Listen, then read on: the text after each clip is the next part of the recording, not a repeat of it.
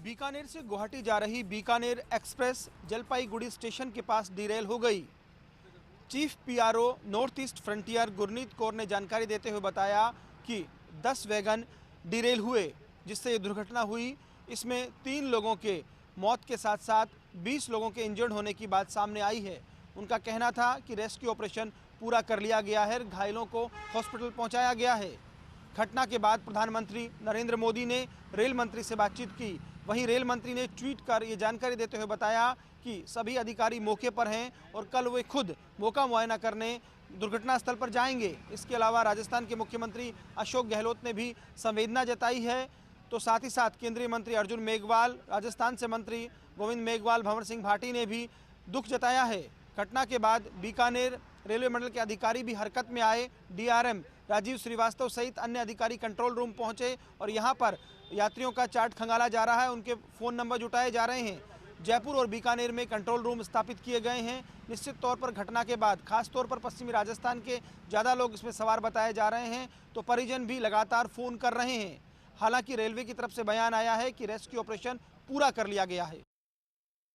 उत्तर प्रदेश के सियासी संग्राम में सबसे हाई प्रोफाइल प्रत्याशी योगी आदित्यनाथ की सीट का ऐलान कर दिया गया है। सीएम योगी अयोध्या से चुनावी मैदान में उतरेंगे। पार्टी आलाकमान का ये फैसला इसलिए मास्टर स्ट्रोक माना जा रहा है क्योंकि इससे पार्टी अवध क्षेत्र की 82 सीटों और उत्तराखंड के चुनाव में माहौल तैयार करेगी। यूपी के सत्ता संग्राम के लिए बीजेपी मेगा तैयारियों में जुटी है। दिल्ली में पार्टी आलाकमान ने प्रत्याशियों के नाम पर चर्चा की। हालांकि अभी बीजेपी अध्यक्ष जेपी नड्डा की अंतिम मोहर लगना बाकी है। यूपी के डिप्टी सीएम केशव प्रसाद मौर्य ने जानकारी देते हुए बताया कि पार्टी आलाकमान ने 176 सीटों पर प्रत्याशियों के नाम पर चर्चा की।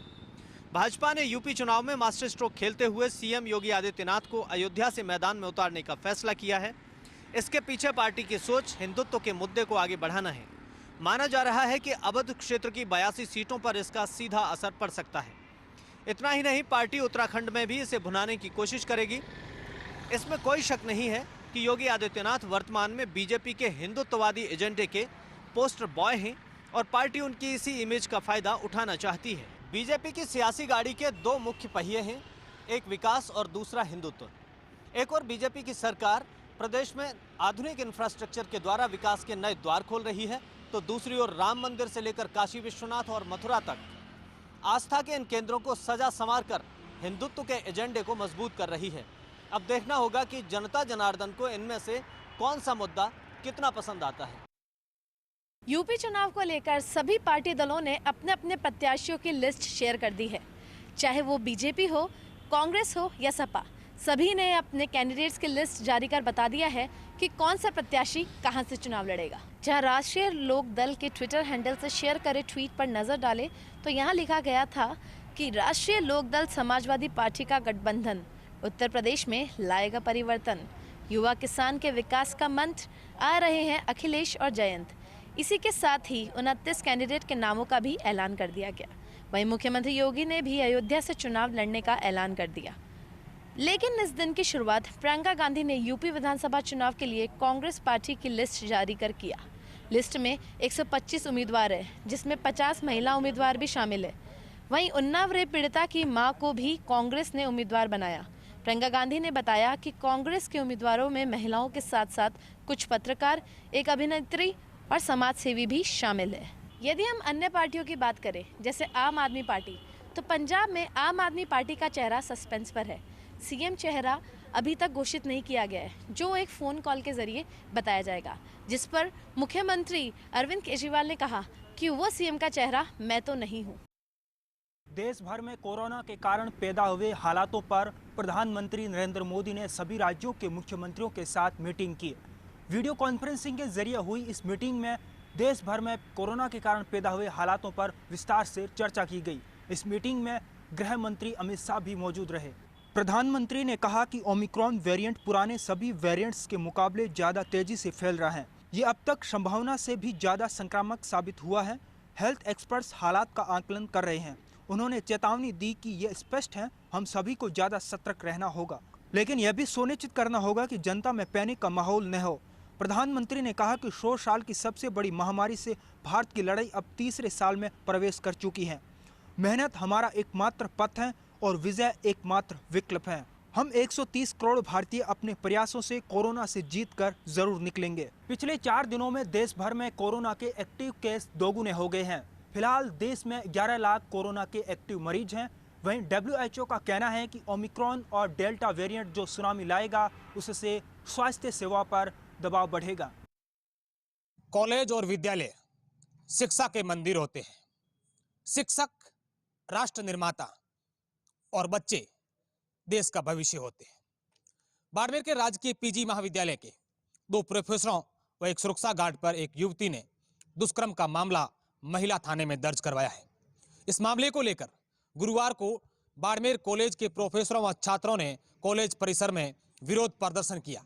इन लोगों की मांग है कि युवती ने हमारे प्रोफेसरों के ऊपर झूठा मामला दर्ज करवाया है, जबकि युवती एक युवक के साथ कार में सवार होकर कॉलेज परिसर में आई थी और करीब 2 घंटे तक कॉलेज परिसर में अश्लील हरकतें करते रहे, शराब का सेवन करते रहे।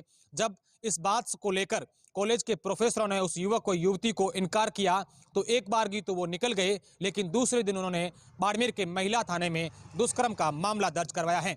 इस पूरे मामले को लेकर बाड़मेर कॉलेज के सह प्राचार्य उम्मेद सिंह ने बाड़मेर के कोतवाली थाने में उस युवक और युवती के खिलाफ भी प्रकरण दर्ज करवाया है। अब इन लोगों की मांग है कि इस युवक और युवती के खिलाफ कार्यवाही हो और कॉलेज प्रोफेसरों के खिलाफ जो महिला थाने में प्रकरण दर्ज करवाया गया है उसको विड्रॉ किया जाए।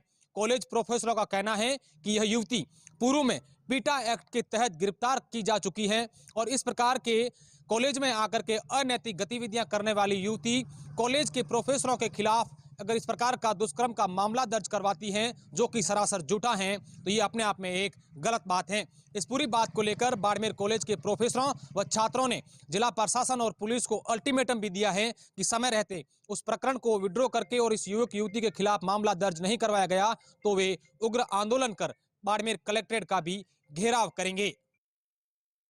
नवनियुक्त सिटी एसपी केशर सिंह शेखावत के सुपरविजन में कोटा शहर पुलिस ने छेड़ा वाहन चोरों की धरपकड़ का अभियान और अभियान की पहली ही कड़ी में अजारकेपुरम थाना पुलिस के हत्थे वाहन चोरों की एक शातिर गैंग चढ़ी है। 2 वाहन चोर सुल्तानपुर कोटा निवासी तेजपाल और मोहित मेघवाल पुलिस के हत्थे चढ़े हैं और इनकी निशानदेही पर चोरी की 21 बाइक पुलिस ने बरामद की है, जिसकी बाजार कीमत करीब 11 लाख रुपए आंकी जा रही है। सिटी एसपी केशर सिंह शेखावत के मुताबिक दोनों गिरफ्तार वाहन चोरों का क्रिमिनल बैकग्राउंड है। तेजपाल मेघवाल पर पहले से 5 और मोहित मेघवाल पर 3 मुकदमे पहले से दर्ज है। चोरी की बाइक को बेचने के अलावा ये जुए और सट्टे जैसे दूसरे अपराधों में भी लिप्त हैं। एसपी शेखावत के मुताबिक ये दोनों बाइक चोर चोरी की बाइक पर ही सफर कर रहे थे और नाकाबंदी के दौरान पुलिस की पकड़ में आ गए थे।